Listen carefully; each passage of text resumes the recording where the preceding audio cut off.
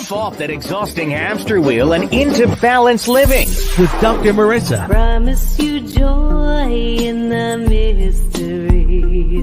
Dr. Marissa, also known as the Asian Oprah. Her mission, to be a beneficial presence on the planet. Her purpose, to be your personal advocate to live, laugh, love, learn. Her life motto, don't die wondering. Take back your life with Dr. Marissa Pay.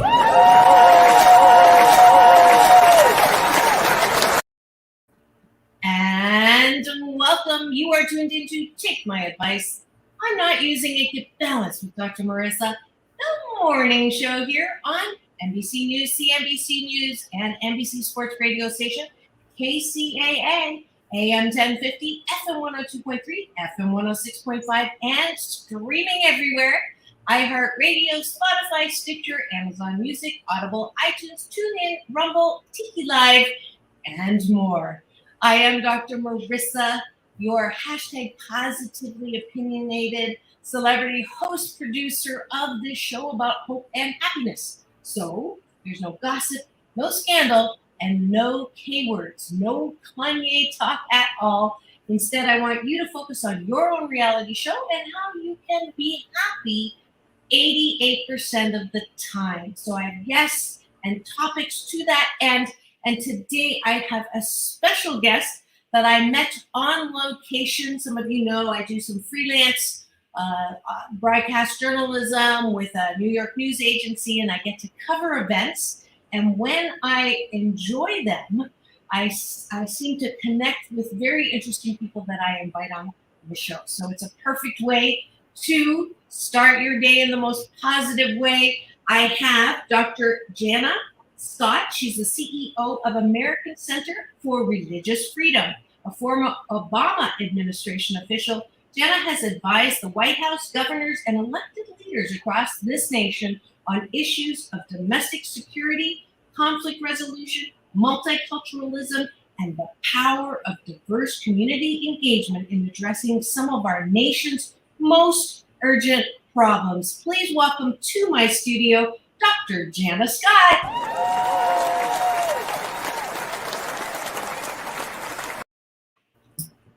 Welcome, Dr. Scott. Well, good morning. How are you, Dr. Marissa? I am happy and grateful. And as per my habit, or hashtag discipline, I've started, since I got promoted during COVID, from a weekly show to a daily morning show. I thought I would use my time slot to make sure everyone started in the most positive way. So you get to play with me right now. And good morning to Ismael Cortez. He's from Riverside. And we have someone new from, oh no, not new. I know Gus Molly. He's checking in from Philadelphia, Pennsylvania. If you both could write on the chat what you are grateful for, you can participate in this taking a bite of my gratitude sandwich. So the top of the bun is 8 specific gratitudes, but for time's sake, because we want to talk to Dr. Scott more, 3 is what I'm going to ask for, and we're going to do this tag team. And I'll start, and I'll say, I am grateful for Paulie, who helps with my boards Monday, Wednesday, Friday. And I'm grateful that he's joined the team and been helping me out. That's 1. Did you like that, Paulie? He's laughing. All right. Dr. Jannah, your turn. Well, I'm grateful for Dr. Marissa, who has given me the privilege to share on this wonderful platform this morning. Thank you so much. My blessing, my blessing. And I am grateful for the smell of my new detergent, laundry detergent. I tried something new and I love it. So I love the smell of that fragrance on my towels. Well, I'm grateful for all of my family and friends who support and encourage me through various aspects of my life. And I'm grateful for the wonderful group of people that I got to speak to yesterday in Toronto. No, I did not fly there, fly back. I am going to Toronto next week for a couple of weeks. My mom has Parkinson's, so I haven't been able to see her since COVID. But I spoke at the Global Truth Center Toronto and met a whole host of new people that I got to splatter more hope and happiness on. So they're my newest group to join my Happy 88 mission, 88 million more happy people in the next 8 years. And last but not least, your third gratitude. I'm grateful for the spirit of wisdom, the spirit of cooperation, and most of all, the spirit of love, which is the very essence of God in us on earth. Beautiful. Well, thank you so much for participating in taking a bite of my gratitude sandwich. And now, at the end of the night, the bottom of the bun, which is just as important as starting the day with gratitudes. And I don't know if you do this practice. I'm sure you do. Because when I first met Dr. Scott, she was very balanced and centered. And I could feel her self-care and self-love that she exuded. And the bottom of the bun is exactly that. How can we approve and appreciate of ourselves before we go to bed so that we're not beating ourselves up, which is something we do often. You know, what didn't I get done? You know, who said what mean to me and how can I get revenge? And no wonder we have problems falling asleep. So the three things that you most appreciate about yourself, we'll do three again. And you go ahead and start. What do you appreciate about yourself? I most appreciate the ability to breathe deeply at the end of the day and just let all of the day flow out so that when I sleep deeply. Beautiful. I appreciate that I love to talk and that anytime I don't feel up to snuff or good, I just start talking about happiness and I feel better. I appreciate that I love people dearly, that there's an unconditional connection of love with everyone that I meet, because I can see the divine, the very spirit of God within each and every one. Beautiful. I appreciate that I am 88% fabulous, and 12% of the time I step in it and screw up, and it's okay that I have worked really hard to be a recovering perfectionist. Well, I think 88% is pretty fabulous. I appreciate that I'm still a work in progress, that there is still yet more unfolding and evolving in this life at this time. And I'm so grateful for that. And grateful for you too. And the last appreciation is I appreciate that I made a little project on Valentine's Day to love myself. And I'm fine in the mind and the spirit, but my body was something that I started having issues with a long time ago. And I'm happy to report that after my pool swim this morning and I got on the scale, I'm down 19 pounds. Wow. Since Valentine's. So I appreciate myself and my hashtag Blisscipline to keep my word to myself. Yeah. So we're going to come back and let's give a little teaser. What are some things that we're going to address today on the show? Maybe some questions that we're going to answer. I know one of them is the role of multiculturalism, the concept of multiculturalism, which is near and dear to my heart, obviously, because I am a golden color. I'm going to stop using yellow for me. I never liked that color. So I'm golden. And embracing, I love the valuing diversity work that I get to do in corporations and speak on, you know, why can't we just get along? And I'm really interested and looking forward to our talk on that. And what's another topic that you can tease people with that we're going to come back and address? Another topic would be how we can be more multicultural. What are some of the characteristics that we can display that will promote this concept in our daily lives? Beautiful. So those are your teasers. If you want to participate, please just comment in, or if you have a question, you can call in 888-909-1050, and Polly will take your question for us.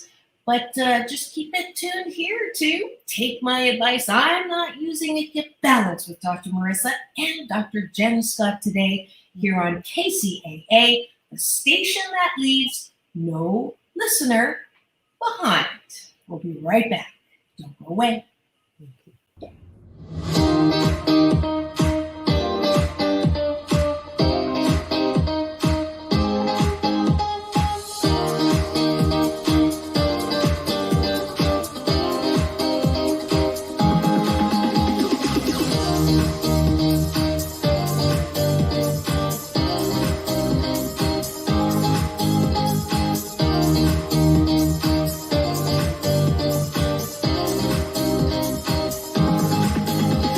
Today's show is sponsored by my friend Joe at Collision Repair Consultants. Take a listen. So what do you do when you have an accident that makes a mess of your car? My go-to shop is Collision Repair Consultants, and they are actually on the preferred list of my insurance company, which makes it even better. Joe, Alex, Michelle, and all the guys will do their best to make the accident as hassle-free and pain-free as possible, with a warranty and guarantee for their work for life. If you are looking for a great body shop, go to Collision Repair Consultants and tell them that Dr. Marissa sent you. Give them a call at 562-218-8900. That's 562-218-8900. Tell them Dr. Marissa sent you.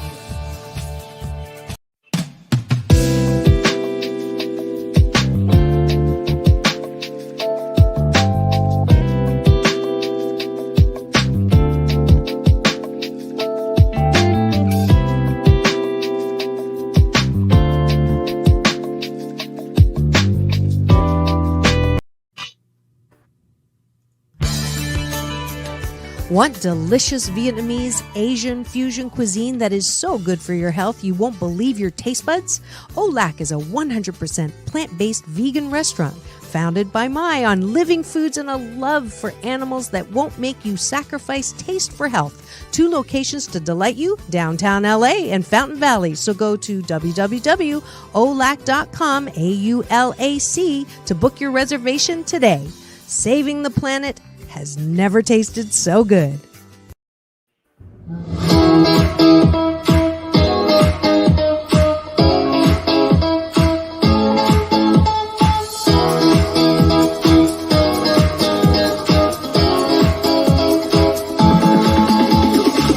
Take back your life with Dr. Marissa Pay. And welcome. You are tuned into Take My Advice. I'm Not Using It, Get Balanced with Dr. Marissa, the morning show here on NBC News Radio, KCAA, AM 1050, FM 102.3, FM 106.5, and streaming everywhere.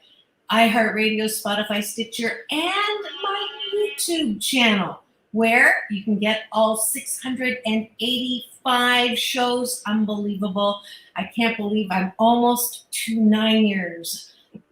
Is it this week or next week? It's next week when I actually hit 9 years. And I'm so grateful for all of you who have been continuously supporting, and all the guys at KCAA who have made this a super fun joyride on the air. Sam, Fred, Mark, Joe. I know I'm forgetting somebody. Who am I forgetting? Miguel.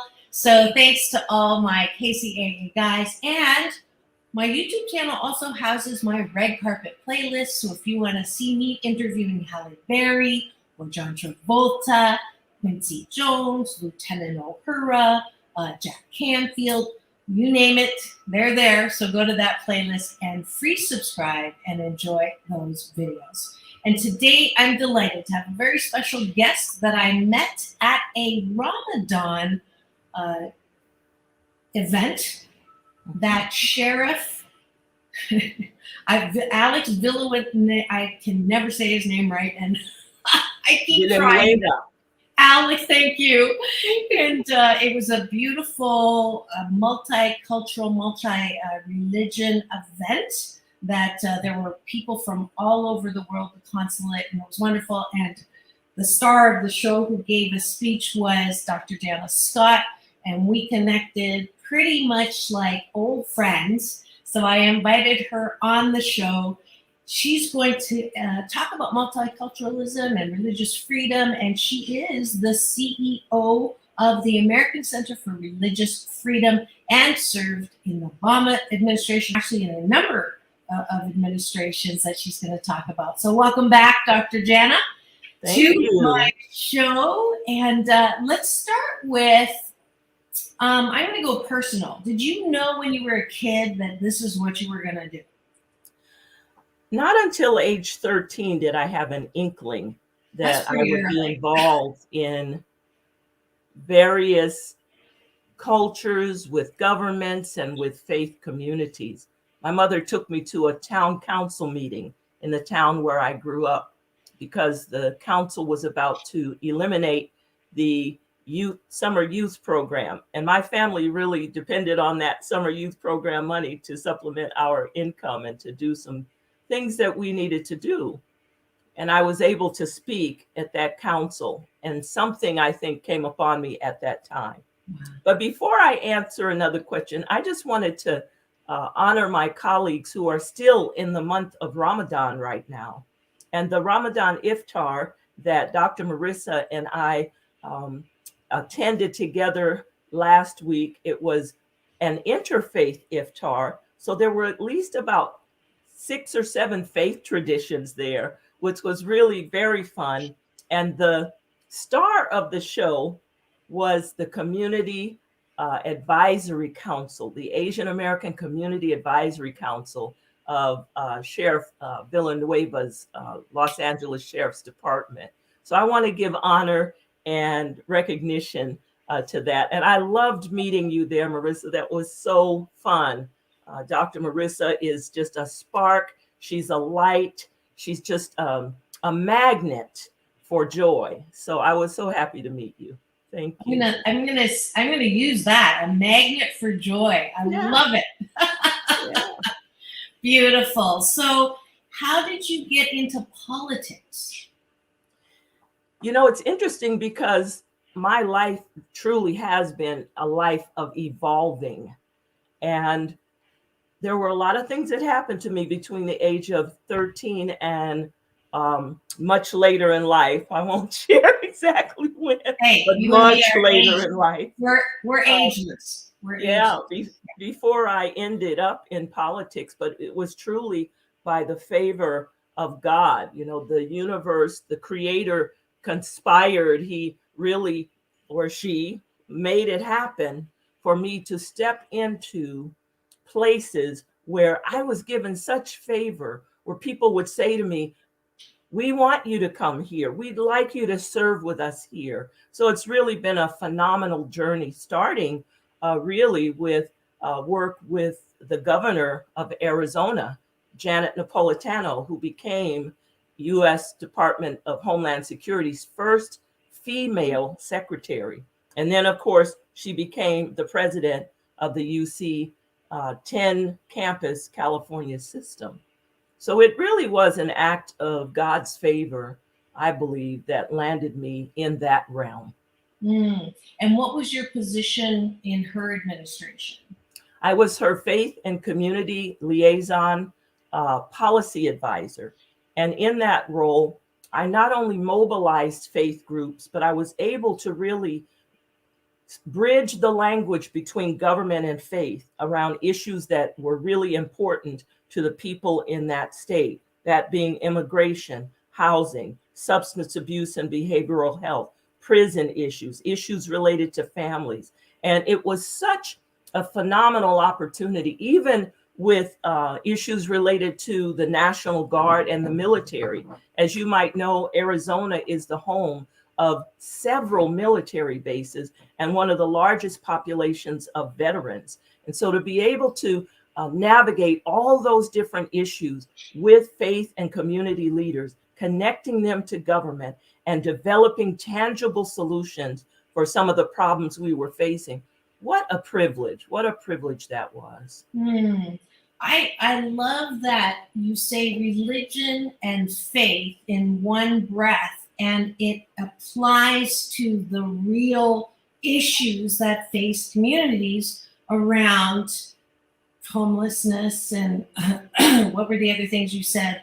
For instance, substance abuse and mental health, criminal justice, immigration issues, veterans affairs, issues related to the military, just so many things that we were able to deal with, even issues related to how cities and the state related to one another. And I have to tell you, Dr. Marissa, one of my most exciting times was to be able to present to the Arizona League of Cities and Towns about the power of diverse faith and community engagement. And one of the reasons it was so exciting was because the National Guard had to take us out there to the meeting. And so I was approved to get on a Black Hawk helicopter, of all things, to fly from one part of the state to the part of the state that the meeting was happening. And it was such a privilege to be able to be among those mayors, those city council people, and share with them how important it was for everybody in the community to have a voice on these issues. If we don't hear the perspectives of those who are leading, plus those who are marginalized by issues, then we really can't get to a full answer.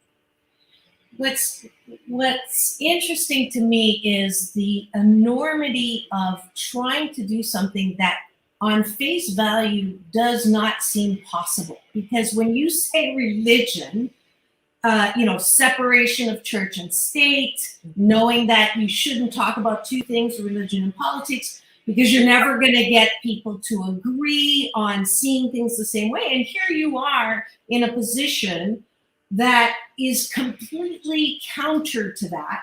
And you're going out there, what are you, a glutton for punishment? Or did somebody tell you you couldn't do it and now you're going to prove them wrong? I just can't even. The only thing that made sense just now is that you had to have an escort in a Black Hawk to make that work. So how does that happen? Because I have yet to see a multi-religion conversation that did not end up in a lot of conflict or raised voices. I've heard that expression. All religions are equal, except my God is in the penthouse and yours is in the basement. So for me, it was a step for me to invite you too, because normally I'm pretty allergic to religion. I grew up fundamental Baptist. It was not pretty.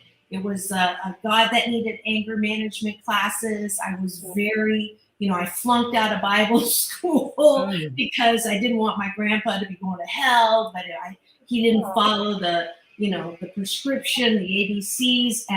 And so it took me a while to come back to an understanding, and I don't call myself religious, I'm spiritual, because there's another line from a book, religion is for folks who are trying to avoid hell, and spirituality is for those of us who've already been there.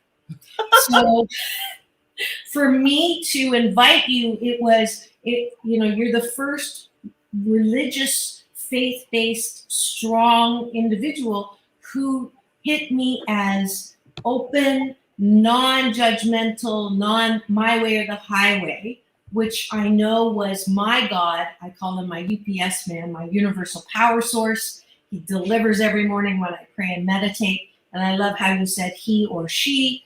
It really is a new way of looking at religion that makes this multi-religious or multiculturalism work. What did you do to make that work? I did not do anything. I want to go back to one of my affirmations, which was the favor of God. I believe that one of the things we must do, though, is we must change our language. I can't believe I said the word religion. I hardly ever use that word. I use the word faith, but we must change our language from religion to relationship, because that's truly what it is about. It is about the relationship of the spirit in the spirit realm with who we call God. In my own faith tradition, I call my God Jesus. But there is connection that people make in the spirit realm that we must not put our narrow minds around saying, well, how you connect is one way and how I connect with others. That's for God to share to each of us. In my faith tradition, we talk about how the Holy Spirit, the Spirit of truth, will lead us into all truth. But we have to have a relationship in order for spirit to interact with us. Just like you and I, had we not established a relationship at that iftar, we would not be interacting today.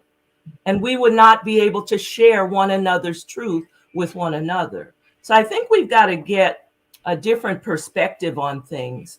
Bishop Desmond Tutu, I believe it was, said at one point that we must see the divine in each one of us. Because people, when he was doing the Truth and Reconciliation effort in South Africa, were asking him, how can you deal with people who have killed someone that you love? Or how can you get someone who had their mother or their child killed by someone, talk with the person who did that? And he said, there is a divine within each of us where we must connect. That's got to be the place where we start. If we start with religion, which is truly a monument set by man, then we totally miss the movement of the Holy Spirit within and through each and every one of us day by day.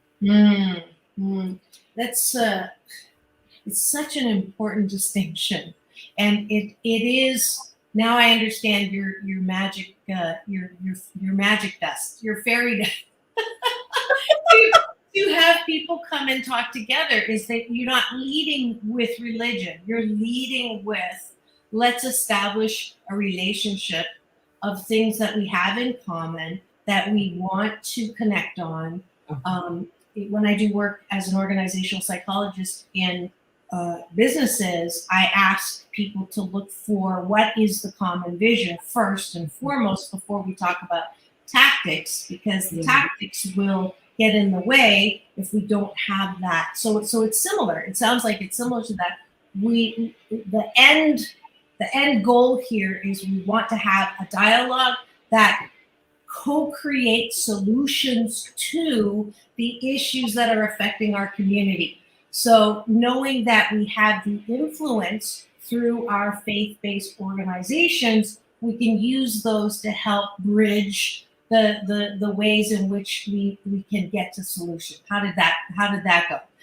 Did I get it? Is that what you're saying? Okay, good. Yes. Our motto with the American Center for Religious Freedom is identify, dialogue, and reconcile. We must identify, as you said, those things where we connect. We must identify the spirit within each one of us, that divine spirit that propels us toward what it is that we're doing. Then we've got a dialogue. Too often people talk past each other instead of speaking with one another. Not even speaking to one another, but speaking with one another. So we've got to dialogue. That's why that word starts with dia, which means two. There's got to be an exchange. And in that exchange, I find solutions that connect with the solutions that you have. And then we're able to reconcile and bring a greater good to so many more people in our community. I think I'm tired, Dr. Marissa, of seeing people continuing to fight and argue over issues. We've got to come together and solve problems. So let's go right to an example. how would you approach, or maybe you've already done this and you can just give a real life example of when there is homelessness in a community? It's one of those, I wish if I had another life, I would want to tackle that particular issue because it just breaks my heart when I see it. Mm-hmm. So you have a community, let's say in Arizona, that has underserved population, and there are many homeless in that community. Does that sound like a real situation? Yes, it absolutely is. Okay. So how would you approach that? It's interesting that you say, how would I? Because I'm in the midst of doing that now as part of one aspect of my life is I am the director for social justice, race, equity, and diversity at the state's largest homeless shelter. And I'm also their liaison for government relations. And in that work, we have 16 or 17 organizations that have come together on a single campus to seek to meet every basic need of over 1,500 people every day. 600 who are being sheltered inside overnight, and another 900 almost growing daily, unfortunately, because of housing and affordability here, who are encamping in tents outside. And so what we've done, we've sought to bring together everybody who has equities in this issue, including people with lived experiences of homelessness. And we've begun to chart out what are the funding requirements? What is it that people really need in terms of services? How can we make sure those services are not doing just things right, but doing the right thing? Because oftentimes we'll get busy doing stuff and we'll think, oh gosh, that was a great goal that we achieved, but it wasn't even addressing the problem at hand. So we also are seeking to speak to the spirit of the people there. We have a chaplaincy there, and we're inviting other faith groups to come in to work with us to speak to the spirit of people, because we don't only need physical necessities, we don't only need mental support, but we need the spiritual support that will give people that purpose and that strength to overcome whatever issues are that they are facing, so that they will not feel that they are stuck. I want to share with you a little bit of my own personal story. I went through a time of deep depression in my own life as a result of failed marriage and other things that were happening. And I ended up on drugs. I was significantly addicted. But yet there was someone who came to me and ministered to my spirit, not in a religious way, but in a spirit-filled way, and helped me to be freed from that. And because of that, I was able then to achieve greater purpose, even serving in a presidential administration. We know that people who are experiencing homelessness have such great gifts inside of them that have been buried beneath the problems of life. And so we must, as people who are serving in that realm, seek not only to give them a place to stay, give them detox, give them mental health, but also raise up their spirit so they can know that they can make full the purpose and the destiny that spirit has for them as they're on this earth. Beautiful. We're working with government, Dr. Marissa. We're working with community. We're working with business. We're working with philanthropy. We're working with media. We're working with every sector that we can to get this done.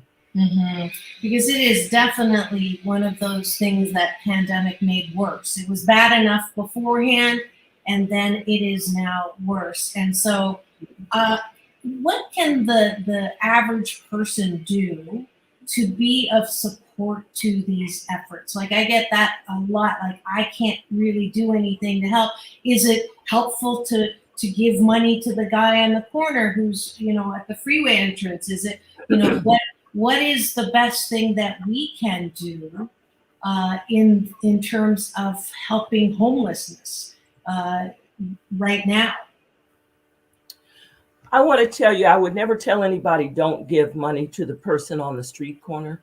But the truth is, sometimes that is not the answer. Sometimes that person needs someone to take their hand and connect them to a holistic system that can help them get their lives back together. Between what you see on the street corner at the freeway and what ends up being a productive and responsible person, there could be needs for health care. There could be needs for spiritual care. There could be needs for money. There could be needs for housing. And so to just give them $1 is not going to solve the problem. Mm-hmm. And it may exacerbate the problem because they may say, well, gee, I only have $1. Let me just go waste it on something that I really don't need. And so I want people to understand the system of homelessness and who are the key people. Like you have a group in LA, the Los Angeles Homeless Services Alliance. You have homeless service providers there, but you have a system in place. Sheriff Villanueva even is doing a lot to seek to address the situation of homelessness from his law enforcement perch. I would encourage people to Google the Los Angeles Homeless Services Alliance and find out with them, how can I best support? It might mean giving a contribution to one of the providers like the Salvation Army or a detox center or a nonprofit that serves homeless individuals and families. But it might be speaking up at a council meeting. It might be saying, okay, I know this is happening and my neighborhood doesn't have any kind of support for people who are homeless. So the people who are homeless are starting to migrate to different neighborhoods. And now I've got a guy in my front yard who set up a tent and who has only my lawn as his bathroom. But a problem there is that oftentimes neighborhoods don't want their neighborhood to help. We've got this not in my backyard syndrome where, oh, let it be over there in that neighborhood. We've got to come up with creative solutions, whether it's tiny homes, whether it's something like the community Village First in Austin, where we can really come around people who are experiencing homelessness and help them to achieve fullness in life again. Sometimes they've had adverse childhood experiences. Sometimes they've had situations of medical catastrophe or disability. Sometimes in our transgender community, they've been disassociated from their families. And so the issues are complex, and we've got to be able to work together as opposed to just giving $1 and driving on.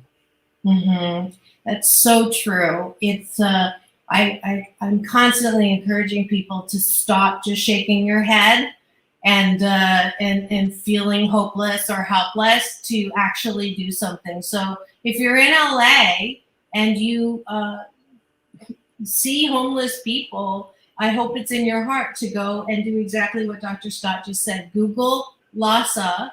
And it's so funny because I believe that I know that probably 2 decades ago, I got to facilitate some strategic planning there. So I'm just remembering that it was a lot. I'm going to have to contact them and see if anybody's still there. But it is good to know there are things that are happening. There is a network. There are good processes in place that we can hook into or guide people to. I did a story at Salvation Army, and you're absolutely right.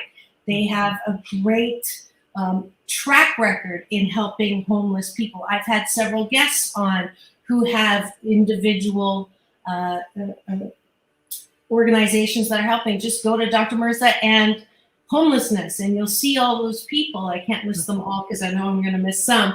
But that's what we can do instead of shaking our heads. Yes. So I just want to add one thing to that, Dr. Yes, Marissa, please.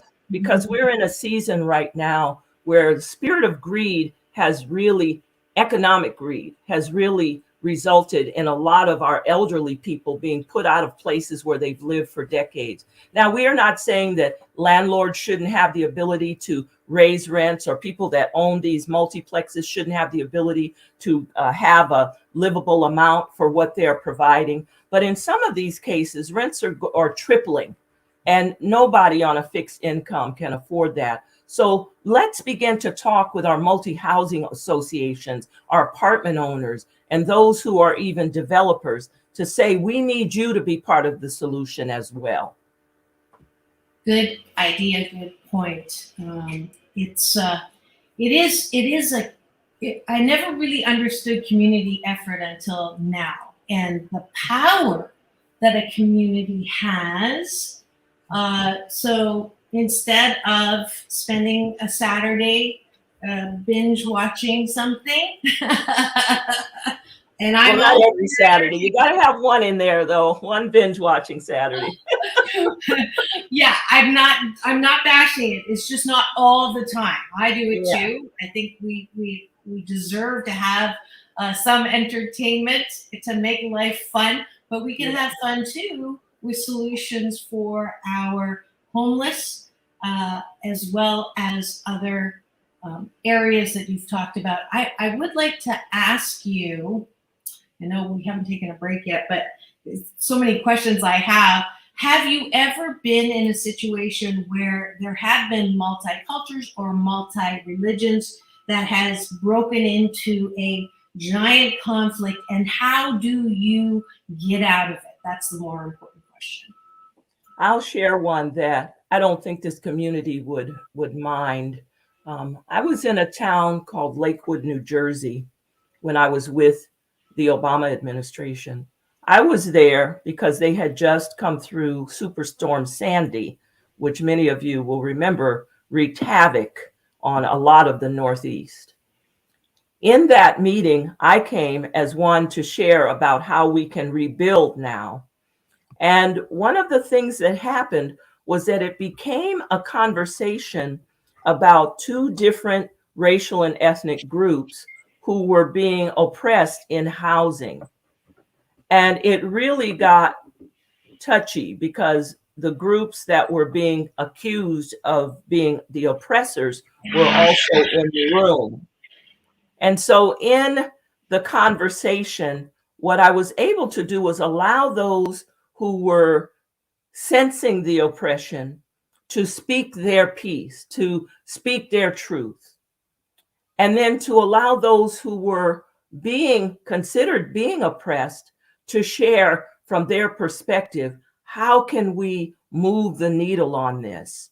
And one of the things that happened out of that was that the community that was sensing oppression was asked by those who were being considered the oppressed to come alongside them and help them resolve that problem. There was some training that needed to be done. There was some access to resources that needed to happen. There was some partnering around speaking with the town council that needed to happen. But it was really such a beautiful evolution of something that happened really unexpectedly, because I was not there to talk about housing at all, not from that perspective. I was there to talk about recovering from that major event, which of course housing was a part of that, but in a different way. So we were able to bring HUD into the picture to continue work with them, housing and urban development. And they really are still working together.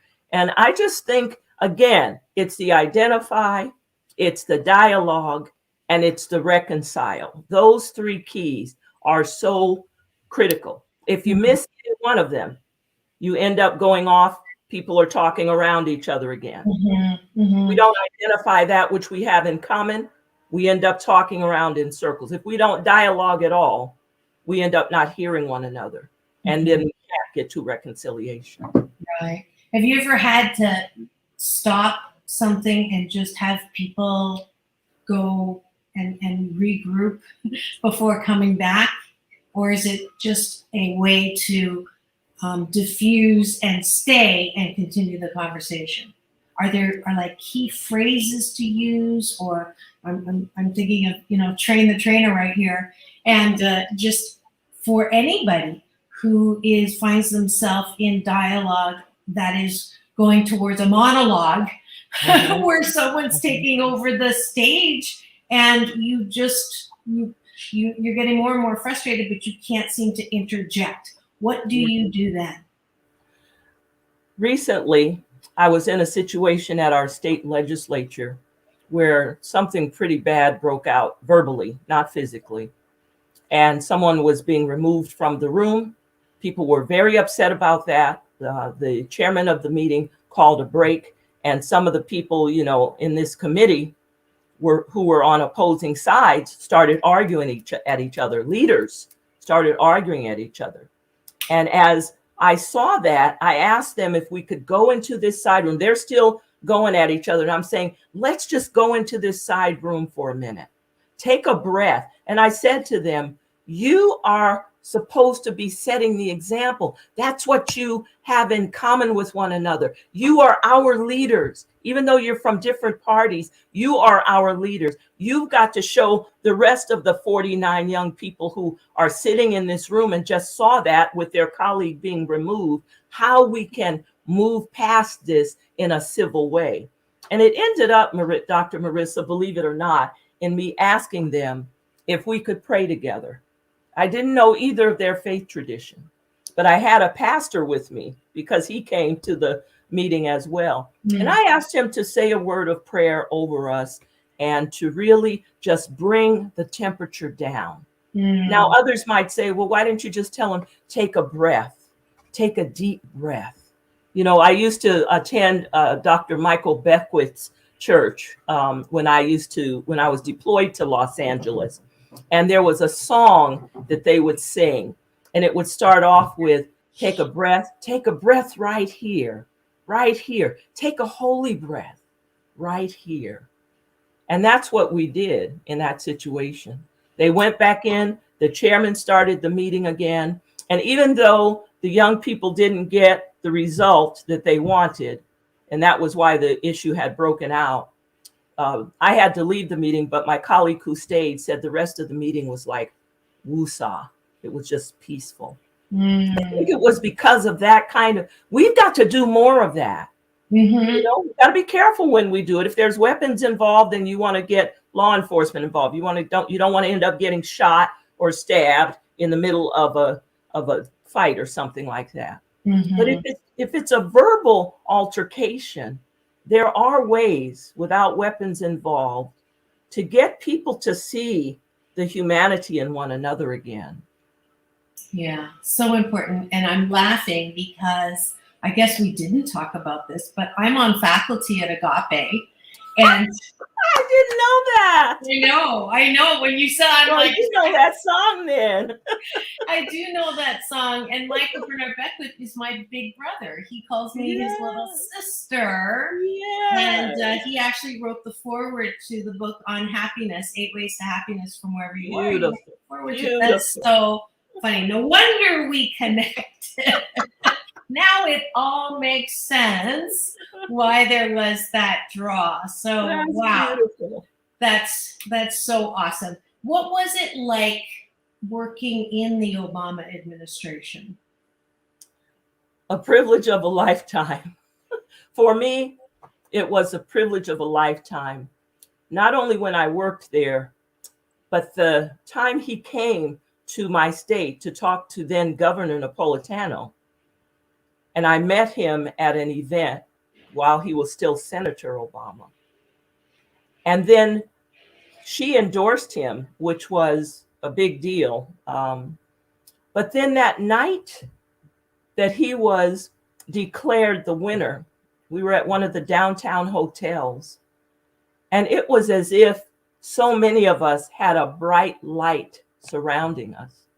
There were tears flowing, but people of all different types of races, ethnicities, expressions, abilities, even some people who were Republicans for Obama were just so thrilled. We had such hope that there would be opportunity now for people of all stripes to have a voice in our democracy.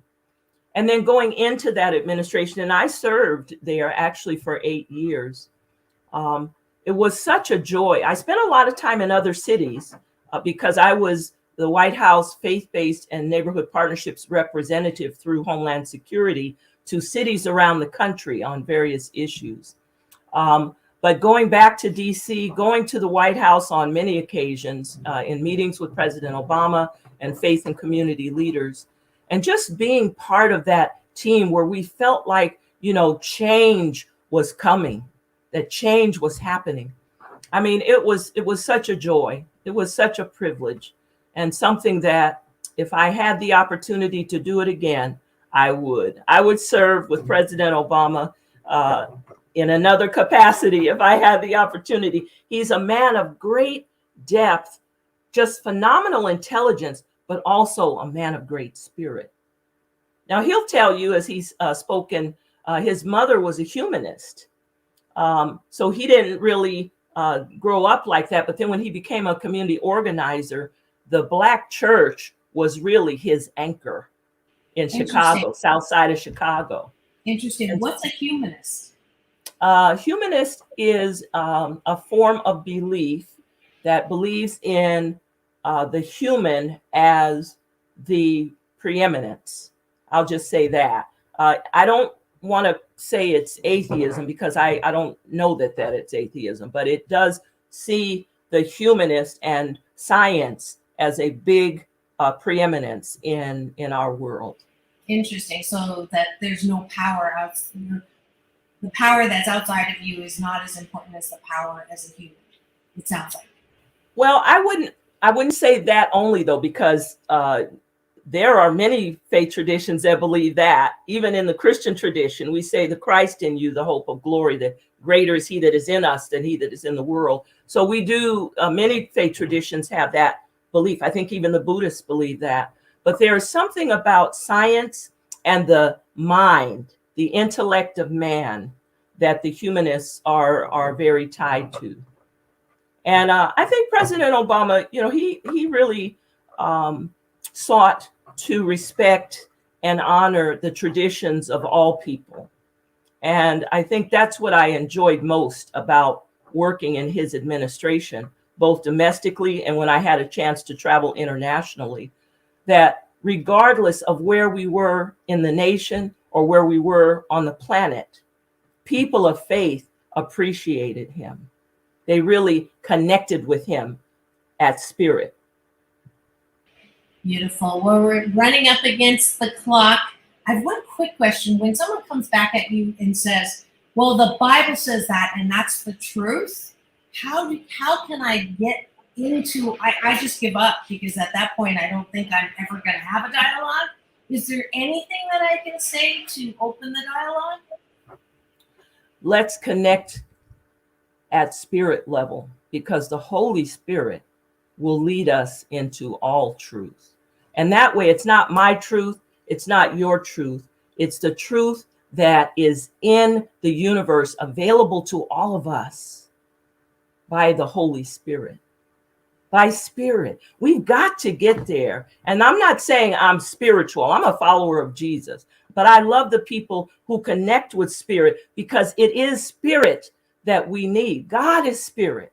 And those that worship him have got to worship him in spirit and in truth. And so when we try to interject our own thing, we, want to have the mind of God, but I don't believe we have the ability in this earthly body to understand the infinite nature of God. So we've got to connect by spirit. And I have to say, thank you so much. We're out of time. This is Dr. Marissa reporting live from her living room with Dr. Jannah Scott. Peace in, peace out, world peace through inner peace. Now go forth and multiply the spirit that you are, and have the best day ever.